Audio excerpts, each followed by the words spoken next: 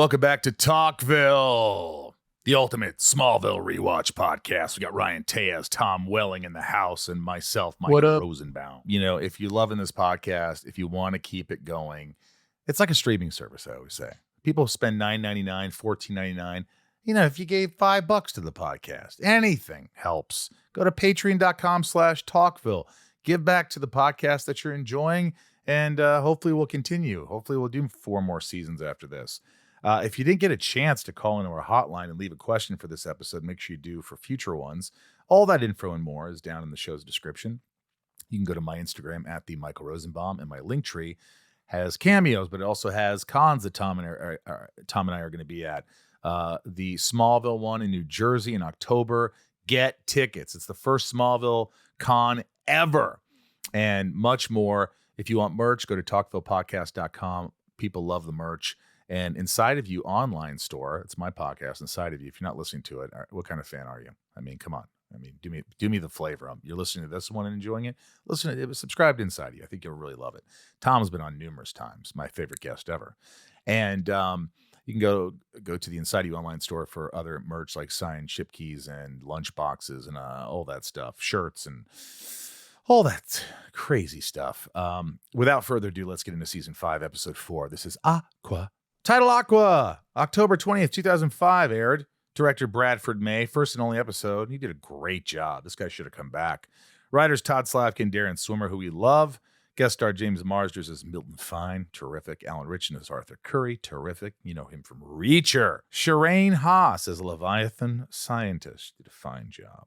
Synopsis: Luthor Corp's newest project endangers the marine wildlife within Smallville and leads Clark to team up with his aquatic doppelganger to save the day. The episode opens with summer shenanigans at Crater Lake. What could go wrong? Lois interrupts Clark and Lana to let them know that she is back in town and is going to be bunking at the Kent farm again.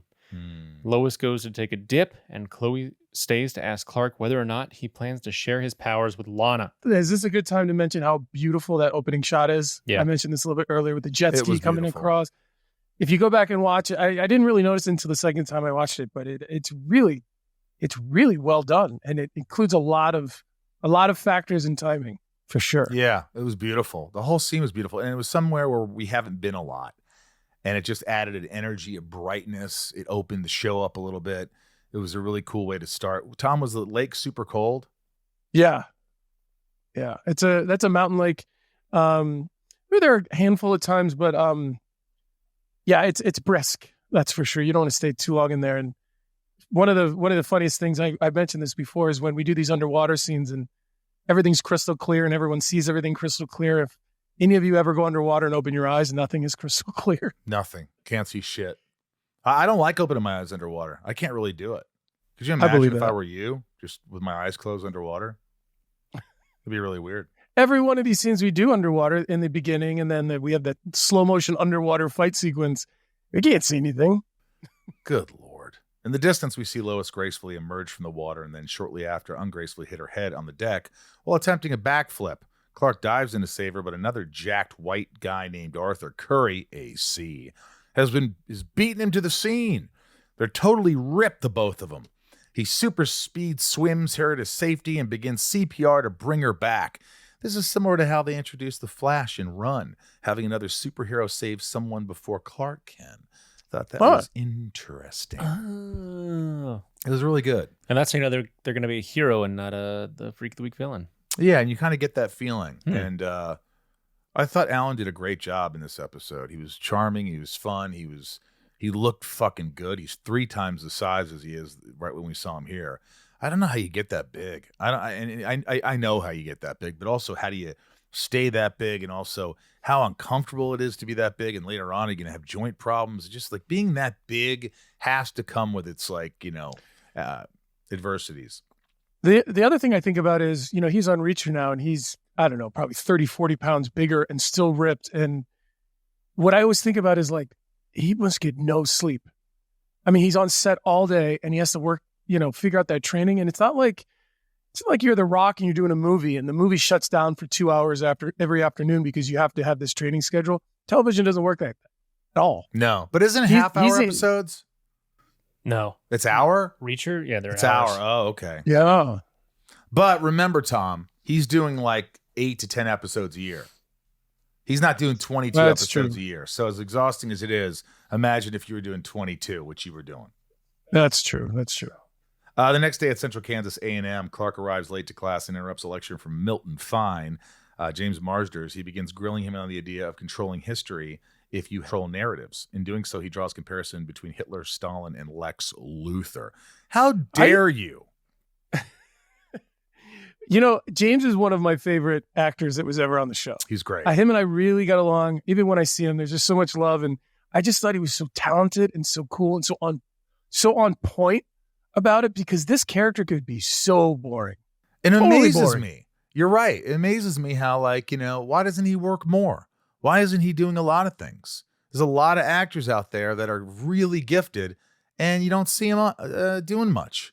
And I don't know if he doesn't want to work, or maybe you know, he hasn't found the right. He just needs to work more, and he's talented. I mean, he's one of those guys, real quick, like John Glover and Michael. You're the same way. It's like you don't realize that he's just spent a page and a half speaking, and he's the only character speaking because he's so interesting.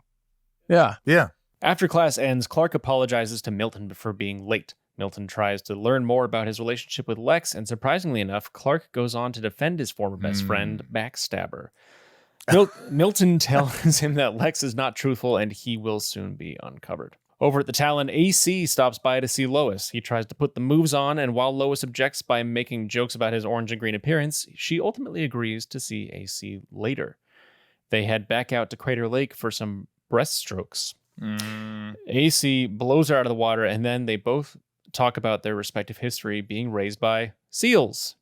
They're talking about different things. Get it? Yes. The flirting culminates with AC going in for a kiss until he begins receiving gill-piercing signals that are so intense his ears begin to bleed. Not only that, but dead fish start rising to the top of the lake. Lois seems not suspicious at all over the super fast swimming. Well, she couldn't, because he showed up to the side of the dock, so he could have swam underneath there, so she didn't suspect it. I bought that. Yeah. Like, where is he? Where is he? Oh, he's on the side of the lake. He swam up on the side of the dock. Yeah. I bought that. I also think it was quite convenient that when he turns off the Leviathan device, that it's like an off button. It's like one of my kids' toys. Just hit this button and it turns off. That's cute. Good design, Lex. Over in Luthor Corp, we get an explanation for the occurrence at Crater Lake. Lex is developing some sort of underwater defense system named Leviathan, with hopes of selling it to the U.S. Navy. Things get fishy when Lex neglects to acknowledge how many marine life suffered because of the test. I didn't like that he was like, plenty of fish in the sea kind of thing. And like, it's like, it's animals. You should have a little more empathy. And I didn't like that, but maybe he's later when he's got AC, trapped and he's not giving him water, it's really sweet the way Lex puts his hand on his head and he gets done to talk to him. I was like, where did that come from? I don't know. Sometimes they do stupid shit, weird shit. Later that evening, AC is still in his green trunks while recovering at the Kent farm. Things heat up as Lois checks his fever, and when they begin making out, Clark interrupts them. They begin making out, and Clark interrupts them. Clark interrupts them. Awkward. The next day, and totally not with jealous intentions, Clark asks Chloe to research AC. They learn about his dolphin heist crimes, and Clark begins relating his new super kid to his run-in with Bart Allen. The Flash. Yes. The most unbelievable thing in this episode, that AC, a sophomore from the University of Miami, would leave to spend his summer in the middle of Kansas. Well, he heard about this incident that was happening, so he... Yeah, he is... I mean, he's activist. Like he's Aquaman, for F's sake. Yeah, seriously. So he's going to go save... when he hears about these things going on in the world, he goes and takes care of his fish, because his fish are his family. There's blood. There's genes, man. This is what he does. Talkville is brought to you by Policygenius. Guys, I don't know how many times we've talked about this and how passionate we are about it, but 40% of people with life insurance wish they'd gotten their policy at a younger age. Policygenius helps you get the life insurance you need fast so you can get on with your life. Tom, we talk about this. You have a family. If something, God forbid, happens to you, you want it to be easier for your family with these hard times already there. And you always talk about how important it is to you. Well, I got to tell you, it's something funny that happened just yesterday. As my wife started asking if I had life insurance, and I asked my My response was, why are you asking? And then we kind of laughed about it a little bit. And yes, we do. And yes, it's been set up. And it's just really important for peace of mind, for sure. With Policygenius, you can find life insurance policies that start at just $292 a year for $1 million of coverage. Some options offer same-day approval and avoid unnecessary medical exams. Policygenius lets you compare quotes from America's top insurers in just a few clicks to find your lowest price. Their expert licensed support team is your advocate at every step of the process, answering questions, handling paperwork, and helping you make decisions with confidence. It's not just expenses you need to be covered for. Your loved ones could inherit your debt. Your work life insurance policy may not offer enough protection for your family's needs. Even worse, it may not come with you if you leave your job. Policygenius gives you unbiased advice from a licensed expert support team. They have no incentive to recommend one insurer over another, so you can trust their guidance. Thousands of 5-star reviews on Google and Trustpilot from customers who have found the best fit for their needs. Do not put off life insurance. Make it easy with Policygenius. Head to policygenius.com or click the link in the description to get your free life insurance quotes and see how much you could save. That's policygenius.com. Clark takes this information and in another completely not jealous way goes to confront AC in the towel. He grills him on swimming skills and intention for being in Smallville. AC talks about his water upbringing and wanting to figure out why so many fish are dying in Smallville. And the fact that Alan had to wear those oversized green trunks for this entire episode, well, it's kind of funny. After Lois tells him to back down, Clark goes to apologize to AC. In doing so, he follows him back to Crater Lake and tracks him to the Luthor Corp Leviathan testing facility.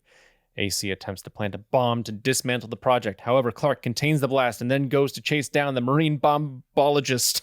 The two meet face-to-face underwater, and AC makes the first move with a water hand blast that sends Clark flying. We might have to have a water hand blast shirt made. That was the slowest slow motion fight I've ever seen. It was kind of cool. I liked it.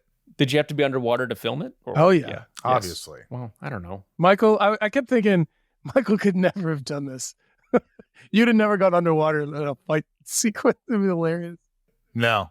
Especially if it was in a tank. Clark returns home and Lois blows up on him for ruining her date. She said everything was going swimmingly until he got involved. Clark talks about the terrorist mission, but Lois doesn't buy it. After she leaves, AC strolls in with flip-flops. He admires Clark's powers and then talks about Leviathan Project, how it's killing his brethren. Clark wants to talk to Lex, but AC asks Clark to join forces so their surf and turf combo can save the day. This is a cool use of character as a whole at this point in the series. Clark is battling the idea of getting his powers back and not wanting to use them to save the world, while AC is a literal activist and openly using his powers for a greater good. So there you go. Clark convinces AC to go talk with Lex before they do anything drastic. All three guys bro down inside Lex's office. Lex lies about the Leviathan Project and tells the college kids that he is not backing down to their activism. Funny, at the opening of this scene, Lex mentions how fast Clark made it to his house. Imagine Clark just calling a couple minutes before speeding over there. I mean, that's the least of your worries. Clark, how did you get here? You know, it's like at this point, it's like, Clark, what do you want? AC heads back to Crater Lake to take things into his own fins, but he's stopped when he gets hit by a freaking blow dart. He wakes up strapped to a table and slowly dying of thirst. Lex goes full bad guy and begins taunting AC with a glass of water while confronting him about his super scuba powers and friendship with Clark Kent. I love this scene. We talked about it a little bit, but you kept thinking he's going to give him some water. He's going to finally give him some water. He's going to help him. And he doesn't. And he's like, does Lex think this guy's going to die? I mean, what's going on with him? He's falling apart. His lips are all chapped to hell. His body's flaking away like some, freaking charbroiled freaking salmon steak. And it's like, holy crap, dude. It's like, it was intense. Yeah, you went full villain in this one. It was like, you know what? It was kind of like, well, he's with Lex. Yeah, it was like watching a cartoon in the best way. It was like cartoon villain. But it was like, it's what it needed. And I feel like it was a nice turn. Maybe because he's messing with Lex and his work and all this stuff. And this guy comes in. He's like, dude. He's like, why are you doing this to me? Well, you called me a tool. AC pleads for his life. Lex pours out his glass of water and leaves shortly after Clark speeds in and then sprays down Fish Boy. This gives him the strength to break himself free. The super duo leave to dismantle the Leviathan test simulation to the dismay of Lex and the Pentagon staffers he is selling to. As they leave, Lex looks out on the lake and sees 2 streaks of light speed away. Later that night, Clark pays another visit to Luthor Mansion. Lex pokes at Clark's recent activism and makes threats towards AC for ruining his Luthor Corp project. Clark goes on to give Lex cautionary advice for the path that he is traveling down and admits to being naive for defending Lex to his professor. Yeah, I thought that was a nice scene between Lex and Clark. And, I like my response when you say I actually, spoke up for you. And I think Lex obviously still has feelings for Clark and their friendship, and things have gone awry, but you're hoping that, it works itself out. But at this point, you're not sure how that's going to happen. And so something big is going to happen for Clark to, kind of have faith in Lex and vice versa at this point. Clark heads back to the barn to hang with his brah. They joke about teaming up for a Junior Lifeguard Association, JLA, in the future before both parties part ways with a bro fist pound. The next day, Clark visits Professor Fine to let him know that he was right about Lex and that he wants to join the research team exposing Luthor Corp. Lois meets up with AC for his send-off, but instead of departing from an airport or train station, she meets him at a dock. After the emotional connection they built in the last 48 hours, they share a heartfelt goodbye before Flipper returns to the sea. Or lake in this case. Lake. And he's going to have to find a pipeline to the sea somehow. Yeah. How is it? There's got to be a tributary somewhere. I think probably he knows he has X amount of hours, so if he flies to somewhere, hops in a bath, and then, whatever, I don't know. I don't know what the hell happens. I don't know how he's in a lake and then he's going to have to get to the ocean. And he did it on his way here, so he figured it out. We don't know how, but we have to assume that, we're in Kansas and he's going to fly. Maybe he's going to drive somewhere and keep going, skipping to lake to lake to lake to ocean. Well, he can be on land for a long period of time, we discovered, but he has to be constantly drinking water. Okay, so he's all right. Another drink of water, flight attendant? Does he? Another drink of water? He must always be peeing, though. Well, who knows how this fish guy works? ABP. The episode ends with Lois thanking Clark for looking after her. Clark then admits that he was wrong about AC and that he is actually a good bra. He's a good bra. He's a fish bra. We're bras. Closing thoughts. Do you like the inclusion of this DC character into the series, Tom? I mean, I really liked it. You kind of had you had to let a lot of things go in order to enjoy this episode. It's very much a comic book episode. Yeah. You can almost see the pages turning in the comic book. Yeah, you like seeing Lex go more evil, becoming more estranged from the community of Smallville? No, I thought he seemed very lonely. Very lonely again. More lonely. You keep going on with lonely Lex. Lois getting some more storylines in the episode was nice. No Jonathan, Martha, or Lionel in this episode. That was kind of weird. But it didn't need it. It didn't warrant it. No. How is it working with Alan Richtson? He's super intelligent, but like quiet and reserved until it's time to like do so. Easy to be around, totally cool. A great addition to the team for sure. This episode marked the live-action debut of DC Comics superhero Aquaman. Arthur tells Lex, "I don't travel with an entourage." This is a possible reference to the television series Entourage, in which the main character plays Aquaman. Oh, yeah. An earlier plan of the episode was for Arthur Curry to be hired as Lex's swimming coach. Oh, boy. Ugh. Thank God I didn't have to be in water. This is the highest-rated episode for a Thursday night in WB history. Wow. Likely why WB chose to greenlight a pilot for an Aquaman series. Wow. Which didn't make it. Development on an Aquaman show came out within months of this episode airing. Alan Richtson tells the story that he was in line for the show, but original reports have said he was never in the running. Will Tolley was originally cast as Aquaman in the project, but was replaced with Justin Hartley when the show happened. Jeez, what drama. I wonder why Alan wasn't... It's so funny. It's like, because Alan played the character on Smallville, he couldn't be in the series. Like, it was that simple. How about, it worked. Your ratings went so high up with Aquaman that why wouldn't you use the guy that the ratings went up? It's like, who are the freaking marketing idiots? Network too. Yeah, it's so stupid. You guys are stupid. They are. It's all marketing guys now who make these decisions. It's not even creatives. Freaking idiots. Did I don't know, for my episode, like when I watched it on Hulu, it also ended with Annette giving a Yeah. Oh, yeah. it was like for a Christopher Reeve charity. Yeah. Did it show up for you guys too? Yeah. Huh. Obviously. It's interesting how they chose to keep that in to the, I don't know. Later on. Yeah. It's too expensive to take it out. Talkville is brought to you by Factor Meals. Guys, I get this. I'm not just talking about it. I receive Factor Meals. I pay for it. Yeah, I don't even get it for free.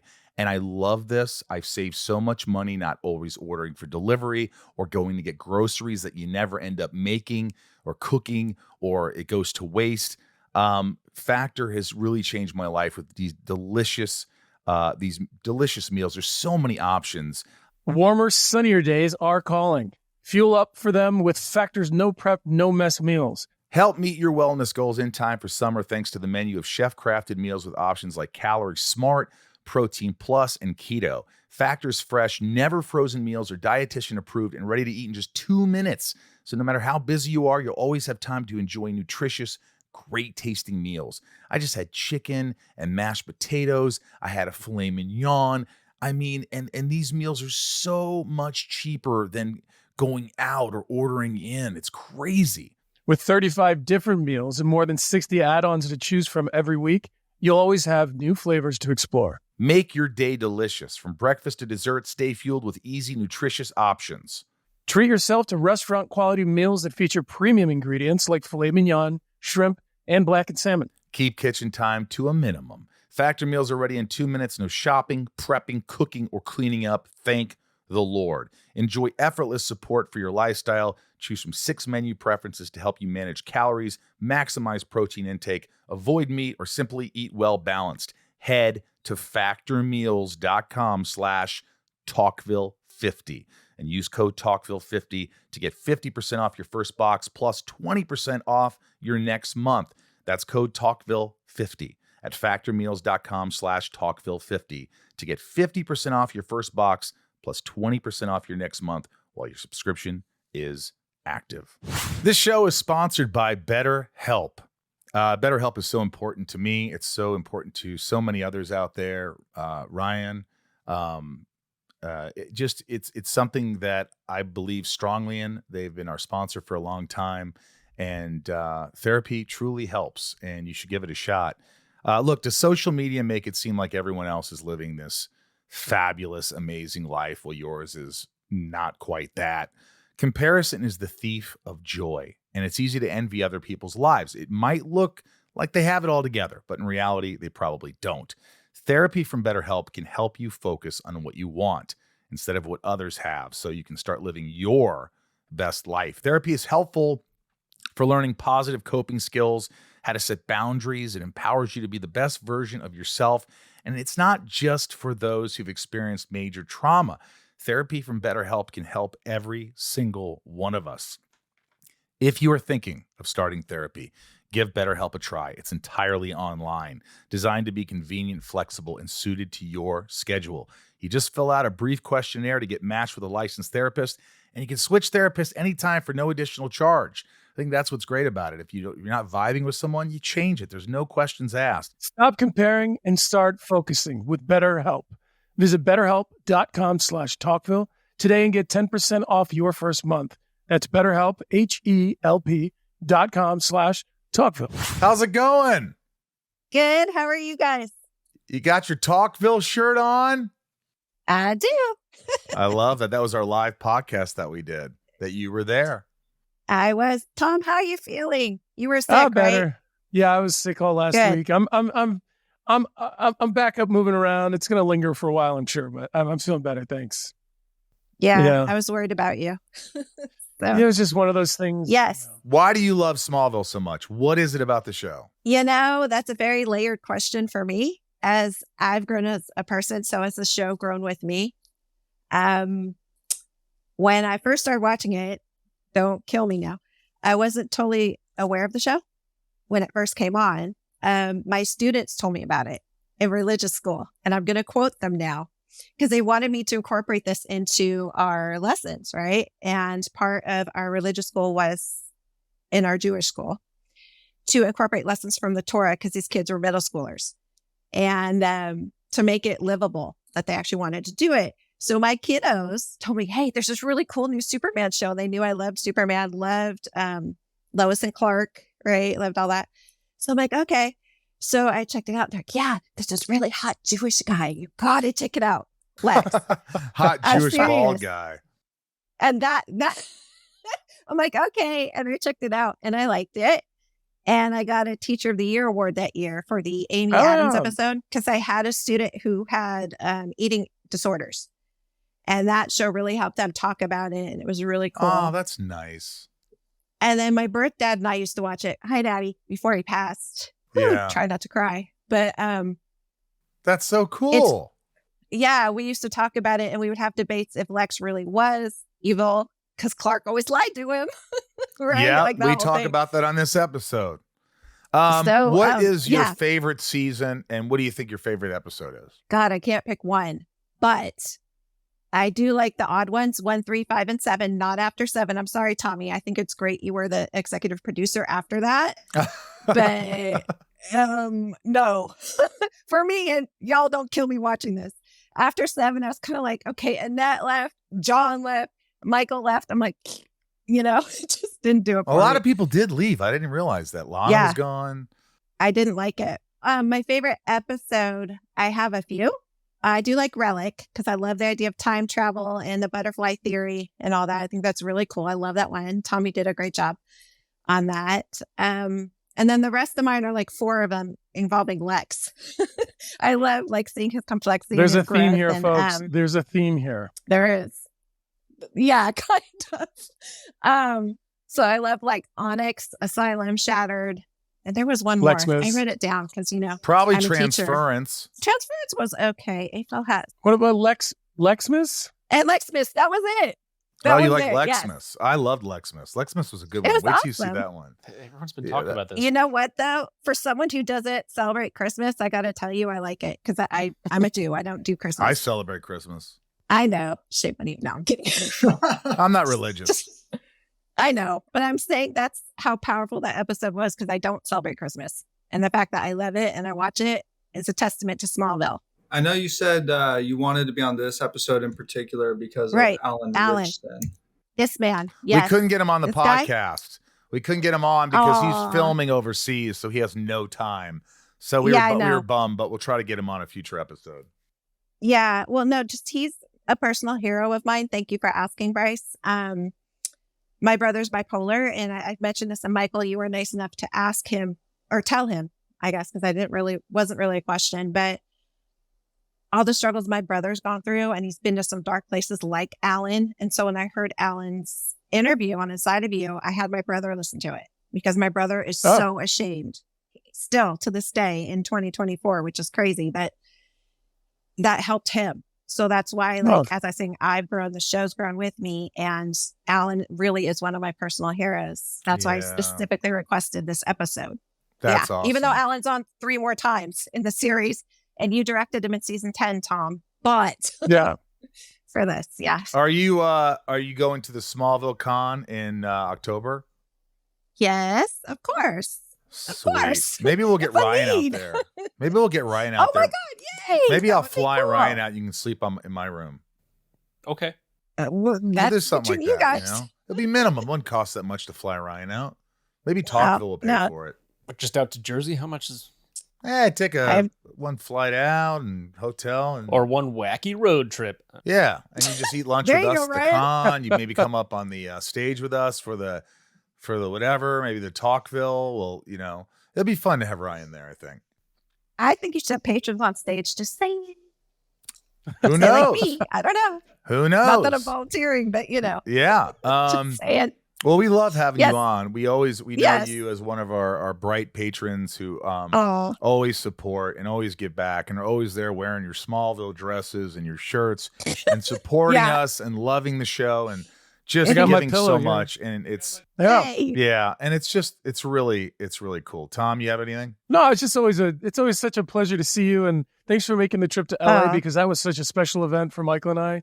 I mean, Ryan and I were joking that the second show we felt went so much better, and Ryan goes, because the first night Tom had no idea what was going on. I love both nights. I just felt like they were both we had electric. fun. But the first night was a little disorganized, and I had to kind of make sure everything was working. And Bryce was about to give birth to twins, or his wife Logan was. So I had to sort of step up there, and Bryce would have flipped out if he was there. He would have been like, "What is going on here? The chairs are on their tables. There's no couch. There's the videos aren't working." What really happened, Leanne, is with everything, and Michael did a lot of the heavy lifting, all the heavy lifting of getting us prepared and getting the venue prepared.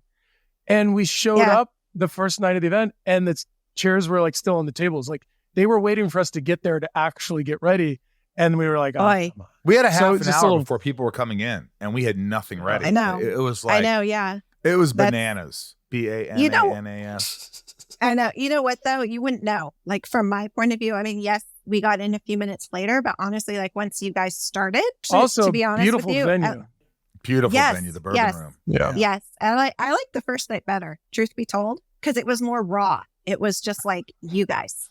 You know what I'm saying? Like, I don't know. I liked them both. I liked them both. I thought they were pretty much both good shows. So I was very happy. And most importantly, that people were happy. So amen. No, it was great experiences both times, and totally different shows, like totally different. So I love that. That was cool. Sweet. Mm-hmm. Well, in closing, you're a shining star. Keep up the good work. Keep focusing on you, and be good to yourself. And we'll see you very, very soon. Okay. Thanks Leanne. Thanks for doing this. Hotline. Ray. Ha-da-da. Patron privilege. Let's go to Ray. We love Ray. She has a new baby. Probably almost a year old now. Hi, this is Ray H in Japan, and I have a question for Season 5, Episode Aqua.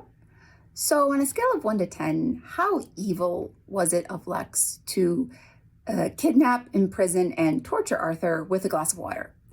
Pretty bad. I always thought it was a fairly evil act, but at the same time, it made me question why he never did that to Clark, because he really could have. And maybe he still had feelings of friendship at this point. So what do you think? Thanks. That's a different thing. Well, he couldn't hit Clark with the dart gun. That's the first thing. That he didn't have his skin. But also, it's not Clark that's going, doing all this. It's this guy. It's AC. He's this new guy in the town. He doesn't know him, and he's destroying his vision. So it makes sense. So yeah, he's full bad guy, but maybe he should be at this point, because it's like you're messing up you're doing this illegally. We know Michael P, don't we? Of course we know Michael P. Michael P. Hey all, it's Michael P from Texas. Aqua, I think, is the very first episode where we see Clark Kent and Milton Fine share scenes together. Tom, what was it like working with James on set, and do you have any memories you care to share? I think he's a phenomenal actor, and of course I'd love to hear more. Thanks. Yeah, we talked about it a little bit earlier, but in short, I think it's what I always found from him was his curiosity for the scene. He had all these lines, all this crazy stuff he's talking about. And then later, we find out who he actually is. But he was always curious. Every single take, he was curious, which made me curious, which makes him interesting to watch. Hi, Mike, Tom, and Ryan. This is Robo from Massachusetts. I was wondering, what was it like working with Alan Richtson, and have you seen any of his other projects, like Reacher, which was actually in with Kristen Kruk, and Titans, which was his second time playing a superhero? Thanks. Love the podcast. We already talked about that. We love him. He's great to work with, and he's super funny. We didn't say that before. Really funny. Yeah. I'm glad he gets to show his chops on this Reacher show, because he's funny and he's doing movies and stuff. Good for him, man. He's a great guy. Hey guys, this is Ryan. I have a question from Ryan about Season 5, Episode 4, Aqua. Usually it's more of a struggle for Lex to embrace his darker side, but in this episode, he almost looked like a full-fledged villain. I wanted to know if you felt this way about Lex in this episode. Thanks, guys. I think he's right, but go ahead. Yeah, no, I agree. I kind of like what we just said. It's easier for him to flex this is him flexing his villain muscles too, where this new powerful guy that he knows how to mess with him. And it's sort of like testing for Clark, I think. You're not going to walk on him anymore. It's like people walk on him all the time, and he's like, you know what? I'm not going to let you do this. I loved it. And we talked about like him getting just this.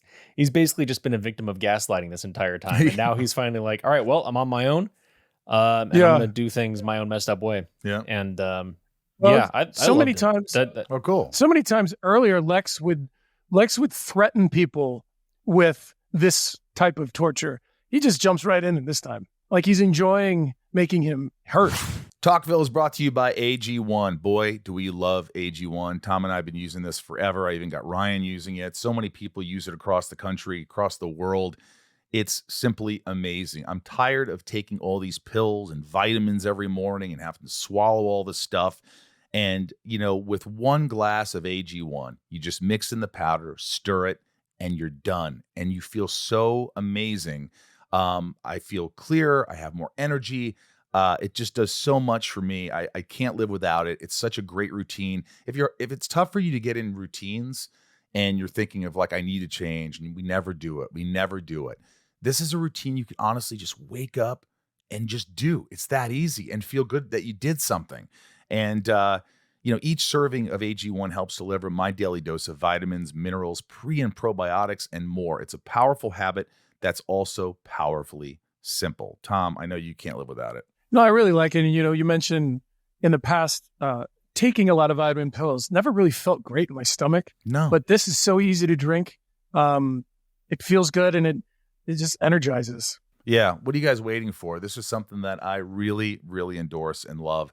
If there's one product I had to recommend to elevate your health, it's AG1. And that's why we've partnered with them for so long. So if you want to take ownership of your health, start with AG1.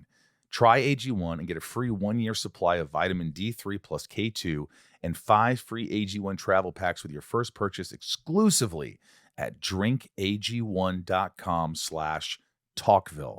That's drinkag1.com/talkville. Check it out.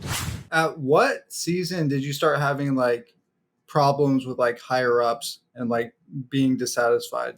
That wasn't until, season 3, where we were renegotiating and they just ultimately lied to me. They lied to me, and they told me in the beginning of the show I was getting paid the most and I was getting a big pay cut like everybody else was. They said, but once the show hits, you'll be making a lot of money. Don't worry about it. So then it hit and I renegotiated and they really wanted nothing to do with me. We're doing Tom's contract and then we'll get to you. And then once they got to me, they offered me pretty much nothing. And that's when I hired a lawyer and said, you guys aren't going to do this. And it took a couple years to get to the point where they finally gave in. And there was a point where the president of the network, Peter Roth, came into Alan Mile, the creator's room, and said, fire Lex Luthor, fire him. And they're like, we can't. We're not going to do that. Because they knew that, I was a big part of the show. And I think he knew it too, they said. But ultimately, I think they paid me what I was just worth. Wondering if like you could start to like see some of it in like the performance, because it's definitely a different feeling to your character this season. Yeah, I think that's just in the writing a little bit. Almost like you're just, I think you've mentioned too, like Lex is just tired of the bullshit. Like he's not impatient kind of. Yeah, and it's in the writing. I think it's like this scene, there's nothing I could do other than play it like, to me, this was like play it subtly, but also play it sort of like don't F with me. My experience with you on set was, I think maybe one time you brought it up, but it wasn't like you showed up to work and like, showed up late and messed with people. You were always showing up and doing good work. You kept all that on the outside. I mean, it wasn't like you and I talked about it, No, but you gave me advice at one point. You said, you were golfing or something with somebody and they're like, hey, they're, not really happy with what, what's going on. And you kind of said, hey, hopefully you get this situated. But like, it made me realize that, it was pretty big. And it was like, I had to ultimately fire my lawyer, hire a new lawyer. And I actually hired a defense team, like this guy, Marty Singer, who's a big time lawyer. And it got ugly. It got really ugly. And there was no communication for a long time. But ultimately, they were just trying to walk all over me. And, I wouldn't stand for it. But at the end of the day, we got to a point where I was like, I'm going to have to accept this. And I don't think it was a good deal, a great deal, but I thought it was good enough. But it affected me. It affected me a lot and my mood. And I always was obsessing with it, thinking about it. And more so because I felt like I was doing everything I could to make the show better, working as hard as I could, always on time, always fun, always, part of the team and kicking ass. And then all of a sudden they say, oh, here's what we're giving you. And that's kind of been their MO. And that was their MO of the whole series. And it's a shame that has to happen. But You have to try and take business out of the equation, but it's hard to take it out. Yeah, it's hard. You always bring. It's life hard, into work, man. It's even if you you try know, not to. if something was hugely successful, if this show was getting 1 million downloads an episode and we were making tons and tons of money, which we're not, and I wasn't sharing the wealth with the people that are working for me, that would be asinine and horrible. I would hire Marty Singer. Yeah, exactly. Well, and I'm just not that guy. And, I didn't like how I felt, and I never want people to feel like that when they're working for me. I just want people to know that they're appreciated and loved. And, I think it's important, and studios don't really care. So it's important to stand it's very important to stand your ground and sort of say, this is what I'm worth. And if you want to get rid of me, get rid of me. Well, it's so different now, and you can't beat yourself up over, because now with you people have the ability to have a voice and get it out there now and lean on studios, whether it's their Instagram or anything else. You can only talk to lawyers back then. There was no letting people know what was going on. It wasn't a reality. It was just it was a shit show, and they lied to me. They ultimately lied to me, and I was like, it was principle, and I was like, no, this isn't right. And look, it worked out. I was happy to be on the show, and I went through a little lull, but I got through it. Here's John. This is John from Texas. Season 5, episode 4, Aqua. John. Beautiful women in bathing suits on TV have been around since at least Charlie's Angels. But that shot of Erica Lois climbing out of the water and walking across the platform is iconic. So is that cinematography? Is it direction? Did the actress not know how great she looked, and somehow that understatement translated to film? I don't know. Y'all are in the industry. Why is that shot different from just a cheesy bikini shot? Thanks. Bye. Cinematography. It was a shot of a beautiful woman. It was also not cheesy and sexy, and like John said, iconic. I also think you have Erica, who embraced and understood what they were trying to do. Like, she wasn't like, oh, I'm not going to do that, or, and I don't mean to say that people can't say that, but I think she's like, oh, this is a bikini shot of me getting out of the water. I understand. It wasn't, everybody was on the same team to execute. Hi, this is Natasha from South Carolina. My question is for Tom for episode 4, Aqua. This is an intro to the members of the Justice League. So, Tom, how much did you know, or did the creators give you a heads up about members of the League showing up in the series and the future, or was it always a surprise for you to find out? Thanks, guys. Love you all. Love you too, Tom. It was always a surprise. If you'd have asked me in this episode what Justice League is, I wouldn't even have been able to tell you as an actor. I didn't know. And later in the series, when that stuff does come up, Clark is learning just like I was, for sure. Cat Daddy. Hi, this is Cat Daddy calling about episode Aqua. This episode has a lot of masculine ego flexing going on between AC, Lex, and Clark. Bro. I just was curious, because this is kind of a trend that we see with Clark in this kind of acting as a moral authority in general. And I'm curious as to how you all feel about that and how you interpret that in Clark's character. Thanks so much. Love you. Love the show. Bye. Thanks, Cat Daddy. It was good versus evil. It was, everybody had their ego. Everybody had, Lex stood up for himself in his way. And again, like Ryan said, it wasn't gaslighting. No gaslighting was going on. And Clark and Aquaman, AC, were standing up for what they believed. And so they each had their own egos, which made sense for this episode. I thought a nice little touch was when they were in the Talon and Clark sort of leaning in on Arthur Curry, and Lana's like, what are you doing? And Chloe's there, and Lois is like, what are you doing? Why are you being such a jerk? I like that he got called out for it a little bit, because he did come in a little hard. Yeah, true. All right, Americo G. Hey, it's patron Americo Garcia from Edinburgh, Texas. Yes, Clark lies to Lex about two things, being an alien and not having powers. But Lex lies not only to Clark, but to practically everybody else in Smallville about what he does at LexCorp and Luthor Corp. So he's lied a lot more than Clark has, at least. Disagree. And also, Clark should consider wearing a mask more often. Thanks. Goodbye. Yeah, well, I think, again, Lex was forced into, he was doing all the right things, and then now he's not doing the right things because he feels betrayed, but that's just me. Here's John. Thanks, Americo. Hey, Michael and Tom. This is John from Yorktown, New York. Tom, that fight scene against Aquaman was awesome. I was just curious, how much of it was in the water? How much of it was CGI? What do you remember about it? Thanks. I think it was all in the water because that's how you get the hair to move the way it is. I mean, unless you're doing an actual $250 million Aquaman movie where they're going to CGI your hair to do that. I mean, I think they just threw us in a tank and we just did it. Alessia, this is international, folks. I'll read them. Alessia from Italy. Do you know why Alan Richtson wasn't called to do the then canceled Aquaman series? Yeah, we talk about that. We don't know. I just screamed in the mic about why I was pissed off about it. And who knows? Haley, or Heli, Heli, if you could change anything about the story of this episode, what would it be? I wanted to see Lex show up at the beach in the first scene. I would have I don't know, maybe not. I mean, everybody's pushing his buttons. I don't know. I think it was pretty good. I'm not going to. Well, I think that in that scene that when you're quote unquote torturing him, the fact that you're teasing him with the water, that's sort of where it gets a little creepy, where, the scene could have been, listen, Arthur Curry, I can't help you unless you're going to help me and give the information. That's usually what Lex does.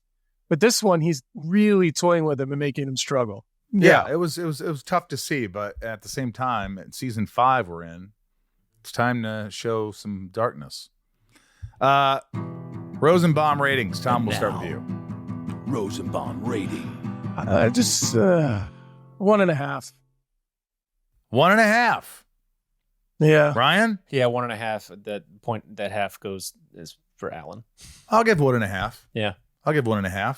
Well, that's 2 1.5s in a row, guys. Well, you should put this in your diary. Yeah, best season ever. Death and save count. 0 dead, Death 2 saved. AC count. saves Lois, Clark saves AC through 4 episodes. 15 dead, 8 saved. 152 dead and 155 saved in the series. Ryan's favorite scene. All right. Scene 1, the opening at the lake. Scene 2, the underwater showdown. And scene 3, Lex being a villain to Arthur. Scene 3 is Lex being a villain to Arthur with the water. I'm going to go with that one. Tom says the same. Yeah, it's 3. Yeah. Ryan's favorite scene was the Lex torture scene. But it was your performance, and I think we've talked about it. It was a comic book turn, and it was good and it was evil. Tom, that thing where you leaned on the table, what is this? Yeah, it was good. Oh, cool. It was fun. Yeah, it was fun and it was cool, and Alan was there too, so everybody wins. I love it. That's it for the episode. Stick around next week as we quench our fix for Smallville and talk about season 5, episode 5. It's called Thirst. Let's take the discussion online. Let us know your thoughts on the episode over on our socials at Talkville Podcast or Talkville Pod. Show us your support and join patreon.com/Talkville. And if you want more information, our hotline number, you can find that in the description. It's all there. And thanks for the support. Thanks for the love. Remember, y'all, always hold on to Smallville. All right. We can't forget our lovely, wonderful patrons. And these are the top tiers that give so much back. And we can't say enough about them. And, if I say your name fast, it doesn't mean we don't love the hell out of you. Leanne P, of course, Raj C, Santiago M, Tom Turner, Shane W, Sophie M, Betsy D, Abby P, Ray Harada, Karen Apple M, 99 more, Lalani N, Brett G, always hold on to Smallville, Estevan G, Charlie T, Garrett W, Bob K, Tom, and Jason Dreamweaver. Osama A, Glenda W, Lana, rhymes with banana, W, Nancy D, Brian G, YVR Grips, Anna M, Amanda R, Teddy127, Michael P, Ryan R, Jordan M, Randy B, Craig G, Jorel, Heather and Greg, I made Talkville say butts. Brian H, Eric K, Kristen B, Darth Achilles. We got Pinky. We got Early is on time. Miss Clark Kent. Damn, who's that? Damn. Jeanette E, Deadvid, General Zod, Theodore Jam and J, Doug R, Tommy Z Boston 68, who loads to call in. Ken the Limerick Guy, Corey L, Mr. Home Arcade, Jesse C, Claire M, D Brown, Cariniera M, Jules M, Eldon Supremo, Leslie V, Brian P, Mick Burtz, Ginger Moose. Please remember Janice from North Carolina. Christoph S, Michelle M, Amanda Lynn, and Jessica B. Sebastian F, Wolfie. Dak Flando. Matthew and Lincoln B, Breyer, Charlene A, Marion Louise L, CGO, Cindy C, Nikki L, Shannon Fo, Fan and Tina E, Matt, Rick, Jen T, Randy S, Cassie B, Brad A, Felicia R, Danny, Mo Mirabel, JS, Mary K, Rachel D, Stephen, Nate Danger. When you're rich, you aren't crazy, you're eccentric. Rosenbaum fan, Sammy Sharman, Carrie Ann, the Alexander Castle, Daryl E, Jenny B, 7-6, Anna B, Monica T, Jeffrey K, Pip Kenobi, Katja C, previously on Smallville, Matt C, Keith B, Major Paradox, Cookie K, Justin Patreon, Saint of Smallville, Libertaria, Danny Z from Cleveland, Biagio, it's Biagio C, Cal L, 38, Felicia B, Lady J, the Salty Ham, Murphy C, David L, Madison H, Mika J, Tori H, JD Turkleton. That's a fun one. Kelowna A, Zeb R, The Wicked Stepdad, My Pups, Lex, Shelby, and Kara. Natalia. Natalia. That's an interesting one. Natalia. Dr. Jace EA, Red Blue Blur 8. Dr. G, or DRG. Dominic D, Brandon C, Ned L, Flirtatious B, Per 6, Kurgan K, Go Hanker, Go. You go. Naaman L, Gorgeous TV, Smallville for Life, and Bobby B. We love you guys. Thank you so much for watching the show and supporting us. Hopefully you're having a great time. See you.